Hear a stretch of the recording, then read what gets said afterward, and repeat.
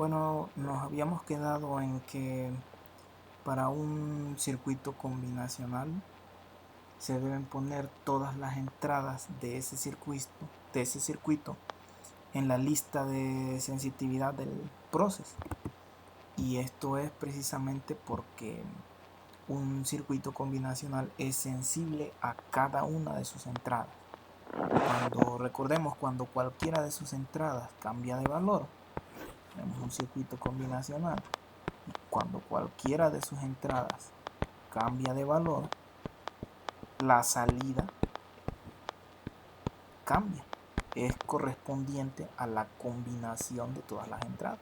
Entonces, debido a eso, pues se debe tomar en cuenta esa característica, que para describir un circuito combinacional con un proceso, todas las entradas de ese circuito deben aparecer en la lista de sensitividad del proceso.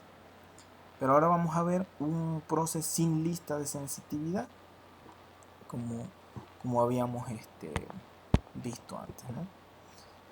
Un proceso sin lista de sensitividad debe llevar entonces al menos una declaración weight. El proceso sin lista de sensitividad debe llevar al menos una declaración weight. Perdón, una declaración weight.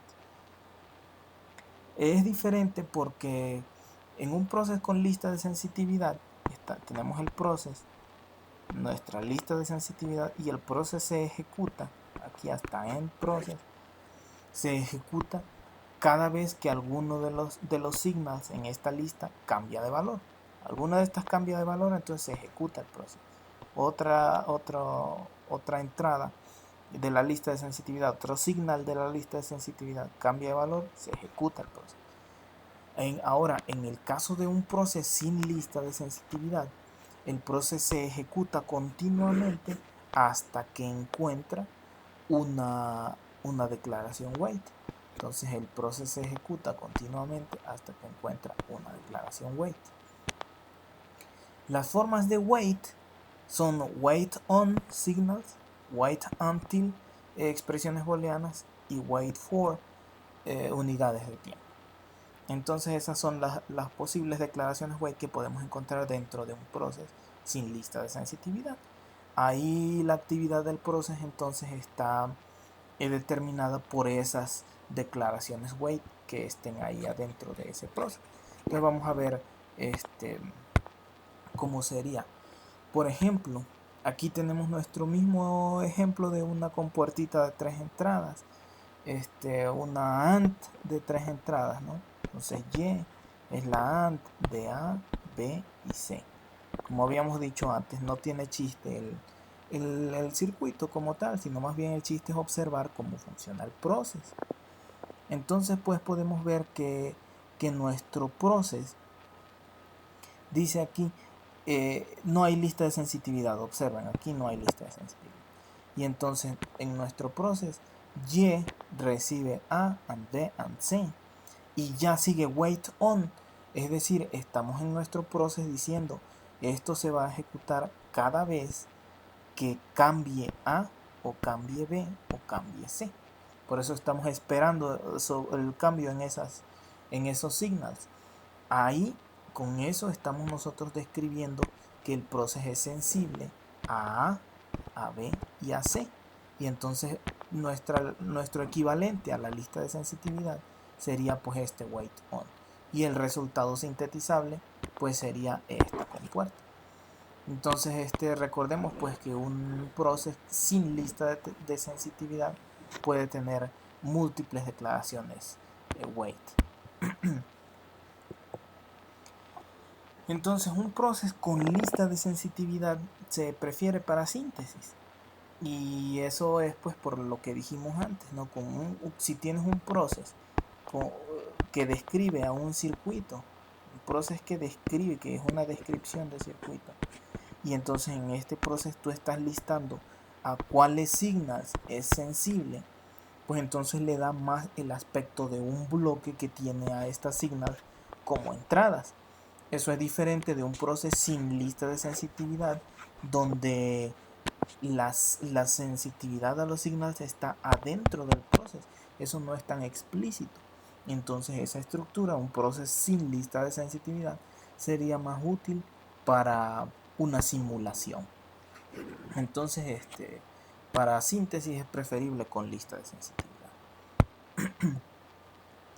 Ahora bien, pues vamos a ver la asignación de signals, asignación de variables, ambas cosas en un bloque process, o sea, como declaraciones secuenciales. Pues en el caso de signals, la asignación es igualita, así como vemos aquí con este simbolito, igualita que en el resto de la architecture, como hemos visto antes. Entonces, así es como se hace la asignación de señal. Entonces es idéntica a las asignaciones concurrentes en el resto de la arquitectura. Es igual. Sin embargo, se debe tener en cuenta esto que dice aquí. En un process se puede hacer múltiples asignaciones de signal. Por ejemplo, A recibe tal cosa.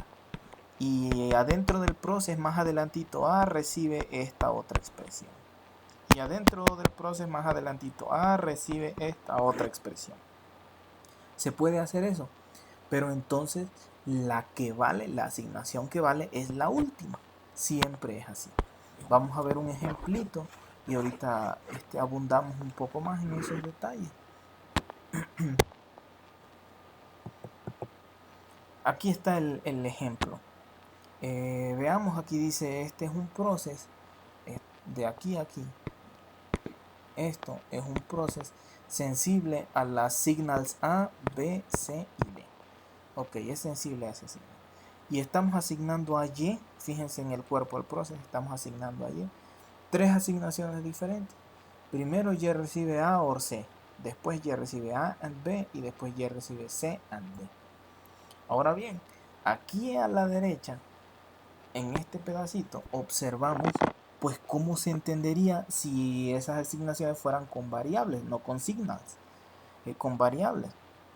Básicamente nosotros al entrar al proceso, al empezar el proceso, tenemos lo que tenía antes Y se guarda en Y entry, ¿no? Pensemos así, que hay variables, estas son variables Y entry y Y exit.